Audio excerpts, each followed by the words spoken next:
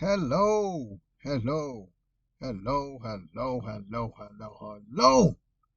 Wherever you happen to be on this sensational planet we call Earth, I hope you're having a beautiful day, even like wherever you happen to be located. Welcome to my channel about Bible topics. But by the title, you may be saying that don't have nothing to do with the Bible. But my theme for this lesson, as you see, is called Lights, Camera, Action. How does that apply to the Bible? We all know that lights, camera, action is a term that directors make when they're making a film or some type of movie or television show or some type of recorded show. Yeah, I better say that.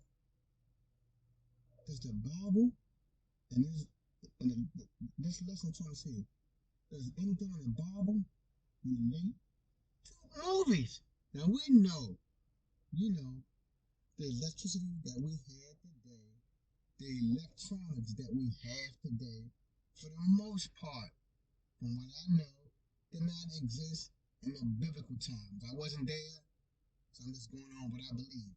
The technology that we have now, like the cell phones, the internet, laptops, flat screen TV, they did not exist in the biblical times. Those fancy cameras that record the television shows, movies, they did not exist then, but they did as people. They did a lot of people. So, since the biblical time, did not have no fancy digital technology to record scenes, but they did have theater. Every society had some form of theater. And before we had the modern era of movies and television shows, we had theater. Which means a theater show can't reach thousands of people. A theater show only can reach a couple hundreds, maybe a thousand or so, depending on the size of the arena. But it's not going to meet no million people like a movie can. A movie or a television show can be disseminated basically worldwide in one instant. That's the advantage. But the thing is, does anything in the Bible seem like it could be translated into a movie today? I'm saying it again. Are there any passages in the Bible, are there any scenarios in the Bible where if that person was alive today, could that actual event be translated into a movie? That's my theme. So let's start right now. So, I did some slight research.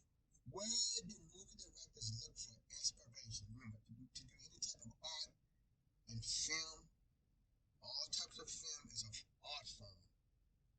They get their inspiration from history, World War One, the Korean War, the African American experience, the Jewish experience, etc. Historical events, popular culture, what people are doing right now in 2021, 22, wherever, depending on what time you hear this film. What are they doing in your current area? So when it's popular culture, it's basically what's happening. The film is based on your time right then and there. Real life. Them are real life events. Male, female, children, pets, job related, business related. That's real world experience. And personal experience. Really is focused on one person, like many films and television shows, they usually focus on one person. Maybe a family or somebody. Usually there's one special person who gets most of the airtime. So it's personal experience. And a big one, the Jesus the Bible, the imagination. What you see in a vision, what you hear in a dream, a whisper of inspiration comes to you. That's your imagination. And if we go further, we read other things in the Bible, we're going to see which are the basic film genres can follow. So let me my scripture. You say, where, if it's a movie, where would it fall?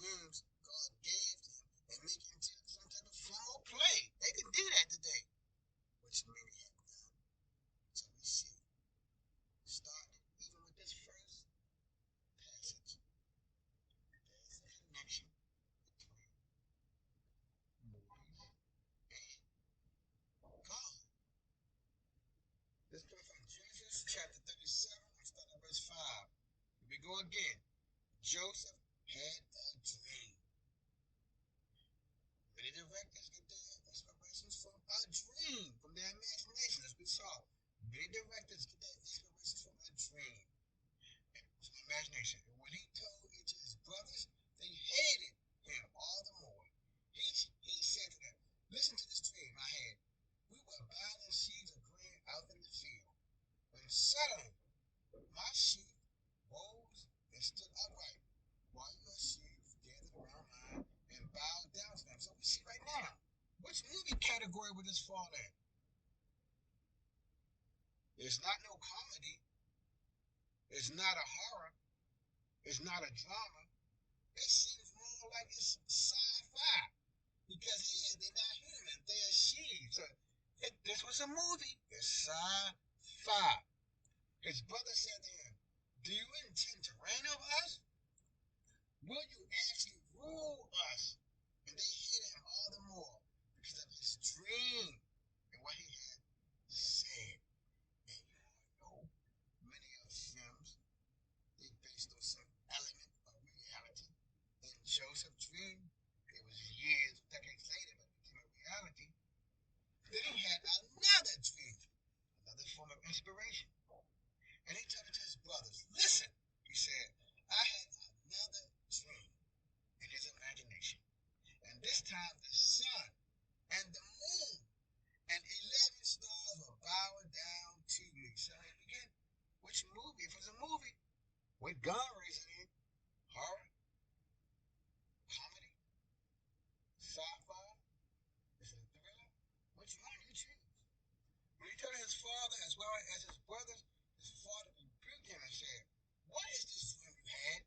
Will your mother and I and your brothers actually come and bow down to the ground before you? His brother was jealous of him, but his father kept the matter in mind. Here in Genesis 37, we see that Joseph had a dream, and his dream was more sci-fi based. You know that sci-fi, it takes reality to another level. It's not based on the world that we see. Like in sci-fi movies, they have spaceships, monsters, all that. They're not real. In his dreams, Joseph, one was a seed of corn or whatever, and in the second dream, he was talking about the sun, the moon, and the stars bowing down to him. He had a sci-fi dream, so you cannot be putting down movies. I know a lot of them may be bad, but you can't say it's devilish. You can't call movies devilish. The humans, when we get involved, we can make it devilish. But the act, but the art, yeah. So the movie is an art. So the art is not satanic. Maybe it is lovely and kind. Comes from God. You see, Joseph had a dream. It could have been, and when he's sitting down talking to him, he basically put in a movie for him. But before we had all this fancy stuff, a person had to always sit down and talk, and your imagination took over. Let's come from 2 Samuel chapter 12, starting at verse 1. The Lord sent Nathan to David. When he came to him, he said, there were two men in a certain town. Okay, so what is he talking about? Two men? Well, a movie is it? Sci-fi, comedy, thriller, adventure, etc. One rich and the other poor. The rich man had a very large number of sheep and cattle, but the poor man had nothing except one little ewe lamb he had bought. He raised it up, and it grew up with him and his children. It shed his food, so the lamb like a pet dog, a pet cat. It drank from his cup and even slept in his arms. It was like a daughter to him. So Nathan is telling a story. Movies are basically stories, just in a digital form or film form. Film. Now a traveler came to the rich man, but the rich man refrained from taking one of his own sheep or cattle to prepare a meal for the traveler who had come to him. Instead, he took the ewe lamb that belonged to the poor man and prepared it for the one who had come to him. So he killed the poor loved like a daughter. He killed the sheep, not just killed it. He killed it and ate it. That's even more grievous. David burned with anger against the man and said to Nathan, as surely as the Lord lives, the man who did this must die. He must pay for the lamb 4 times over because he did such a thing and had no pity.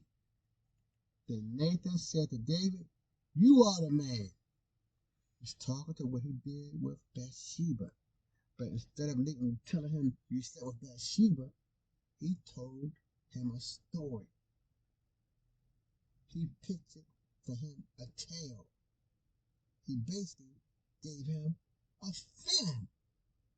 Because when David had this thing going to his mind, David basically, in today's terminology, David basically set up a movie script.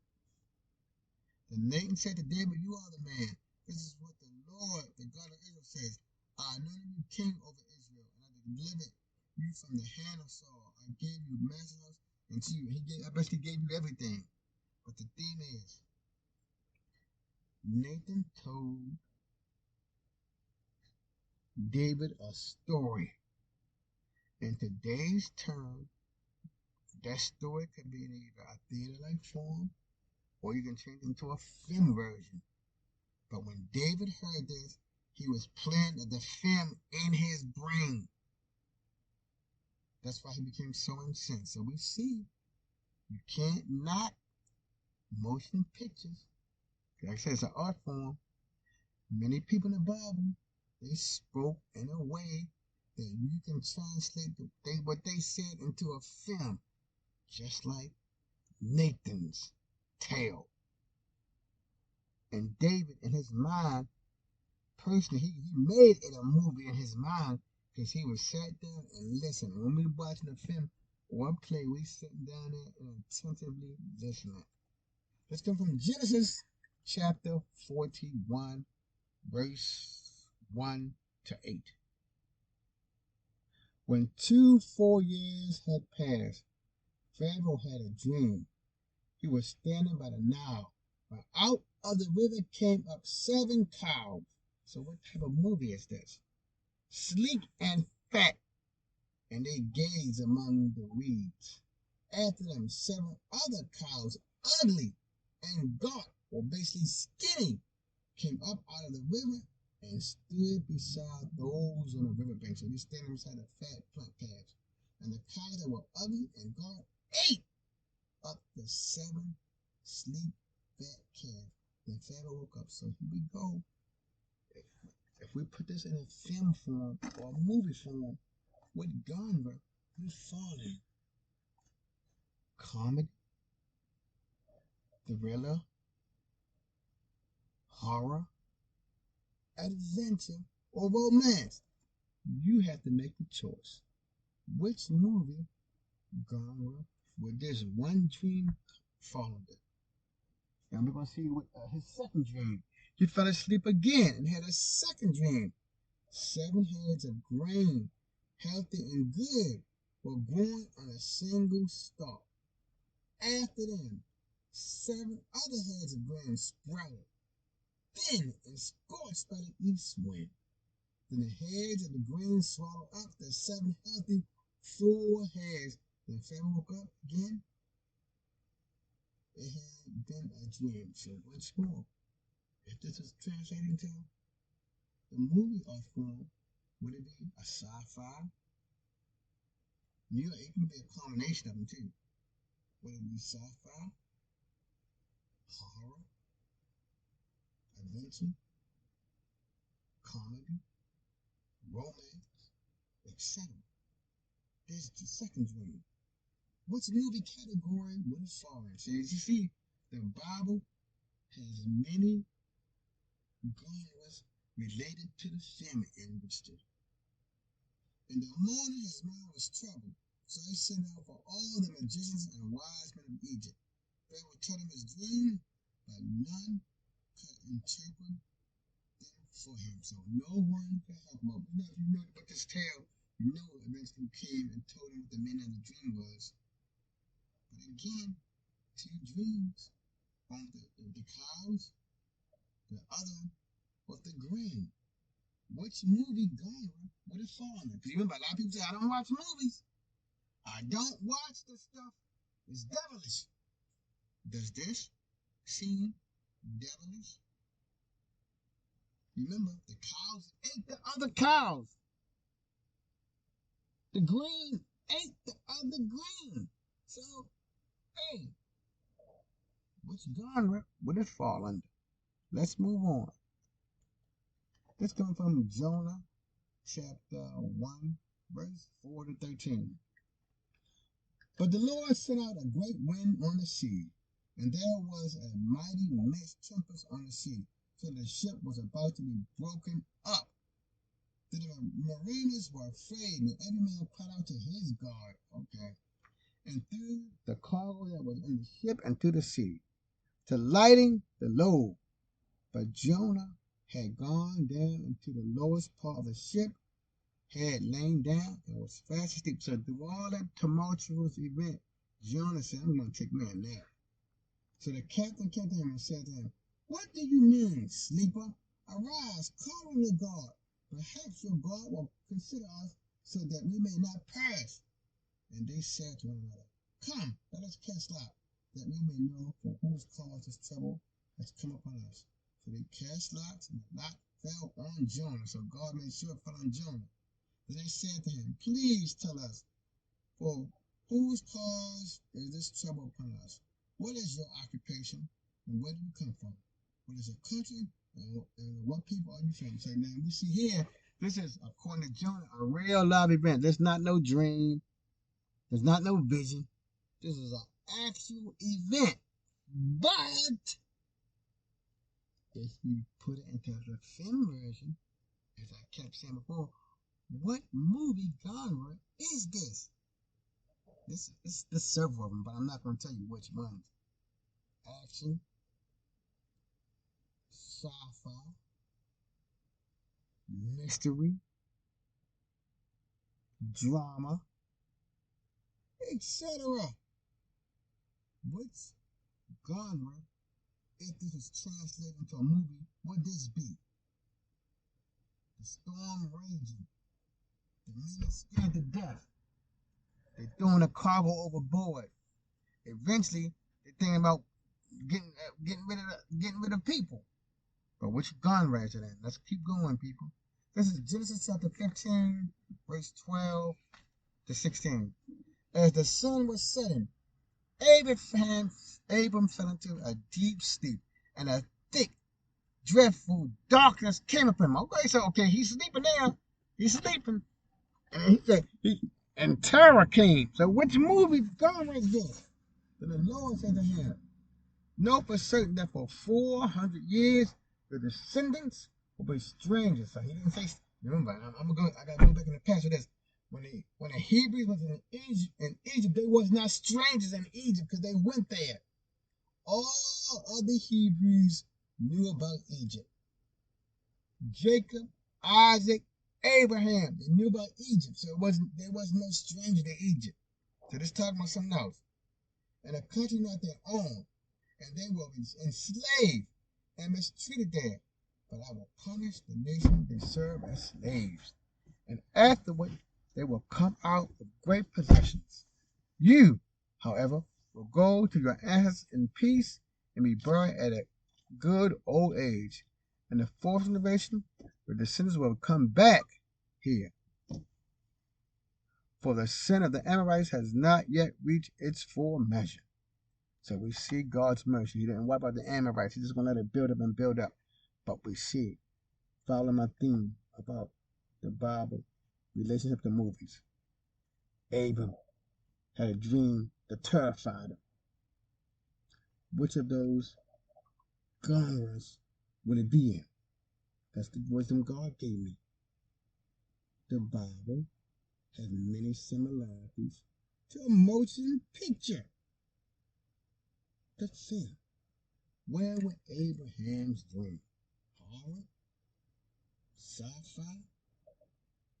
Romance? Comedy? And the list goes on and on and on. Let's keep going, people. This comes from John chapter 1. And this is very important. I'm going to tell you why when I read it. In the beginning was the Word, and the Word was with God, and the Word was God. So it's two gods. I'm telling you now. You may have your misconception. Satan may have deceived you, but it's two. In the beginning was the Word, and the Word was with God. That means he and God right there together. And the Word was God. He was with God in the beginning. Through him all things were made. Without him nothing was made that has been made. In him was life, and that life was the light of all mankind.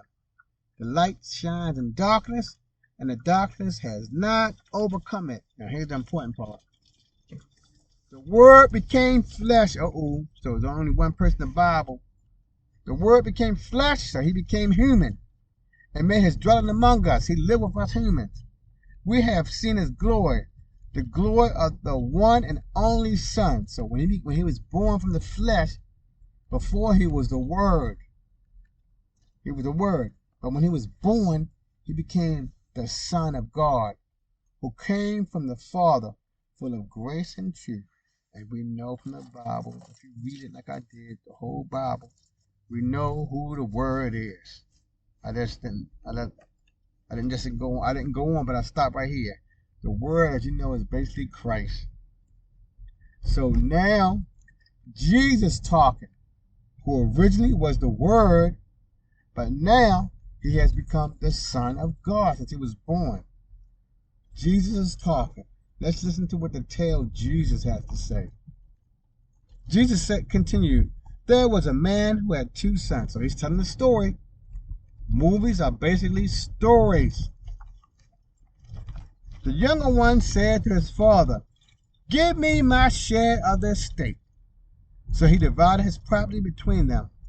Okay, so we got to see which genre it in. Which genre? Horror, sci-fi, comedy, romance, drama, etc. Not long after that, the younger son got together all he had set off for a distant country, and there squandered his wealth in a wild living. So he lived a wild living, crazy living. After he had spent everything, there was a severe famine in that whole country, and he began to be in need. So all his money was gone. He didn't have a dime to his name. So he went and hired himself out to a citizen of that country, who sent him to his fields to feed pigs. And you know the children of Israel didn't like to deal with pigs, so that's the lowest of the lowest job. He longed to fill his stomach. The paws of the pigs were eating, but no one gave him anything to eat. So we see right here, we've seen this a lot in the movies, but now you gotta choose what's gone right. You want to goes in horror, sci-fi, comedy, drama, action, which genre? When he came to his senses, he said, how many of my father's hired servants have food to spare? And here I am starving to death. I will set out and go back to my father and say to him, Father, I have sinned against heaven and against you. I am no longer worthy to be called your son. Make me like one of your hired servants. So his son became humble and humiliated. Before he was arrogant and proud, now he is a man of wisdom.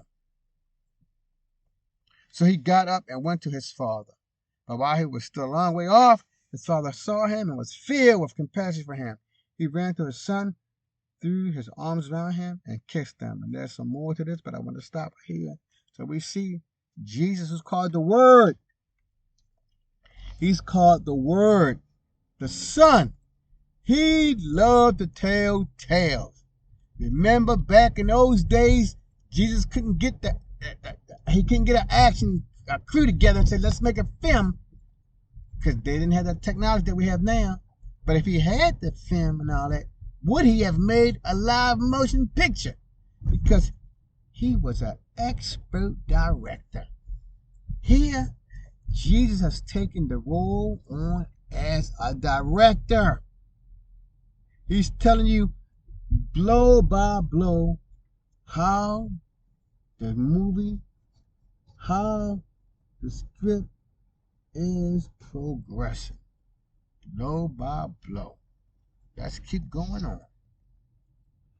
It's coming from Matthew chapter 25, verse 14 down to 23. Again, it would be like going on a journey who called his servants and trusted his wealth. This is Jesus speaking. To one he gave 5 bags of gold, to another 2 bags, and to another 1 bag, each according to his ability. Then he went on his journey. The man who had received 5 bags of gold went out at once and put his money to work and gained 5 bags more. So also the one with 2 bags of gold gained 2 more. But the man who had received 1 bag went off, dug a hole in the ground, and hid his master's money. See, Jesus is an expert director. He's telling you the exact scenario, the exact script of this scene. After a long time, the master of those servants returned and settled accounts with them. The man who had received 5 bags of gold brought him the other 5. Master, he said, you entrusted me with 5 bags of gold. See, I have gained 5 more. His master replied, well done, good and faithful servant. You have been faithful with a few things. I will put you in charge of many things. Come and share your master's happiness. The man who had 2 bags of gold also came. Master, he said, you entrusted me with 2 bags of gold. See, I have gained 2 more. His master replied, well done, good and faithful servant. You have been faithful with a few things. I will put you in charge of many things. Come and share your master's happiness. Now, I'm not going to continue with the story, but you got the idea. If you read Matthew 25, you know exactly what happened. But my point is, my theme is the Bible and its relationship to the film industry. We have seen, and Jesus, he gave a number of stories, a number of parables. I just chose 2 of them. He gave so many of them. We see here, Jesus had the skills of a professional director. And a director has imagination.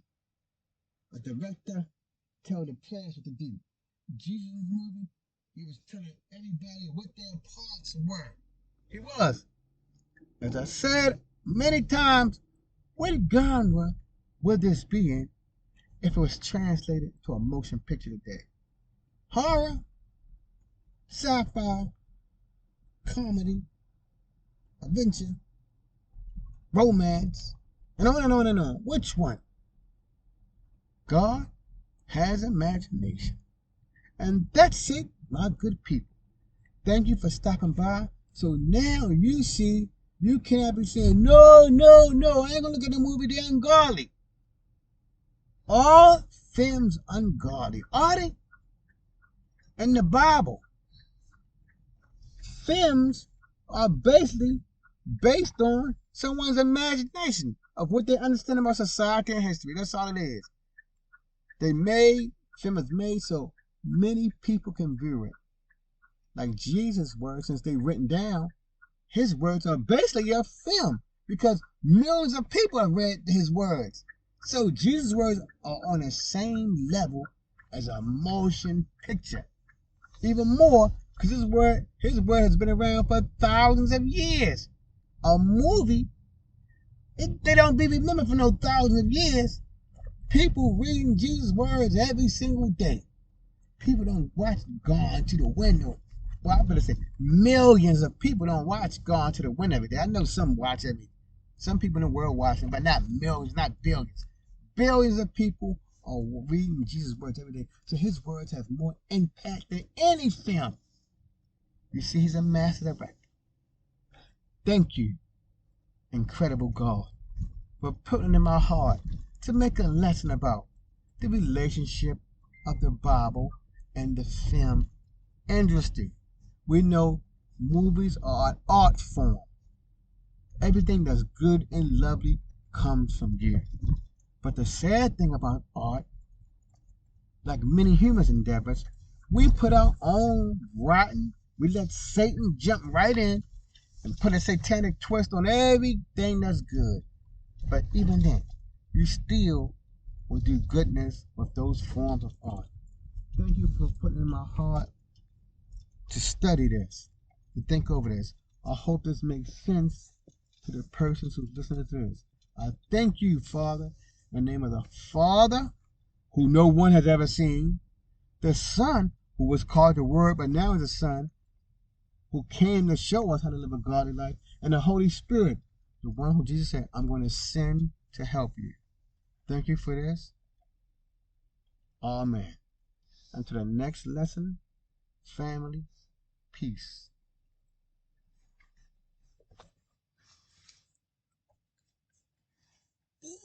Okay.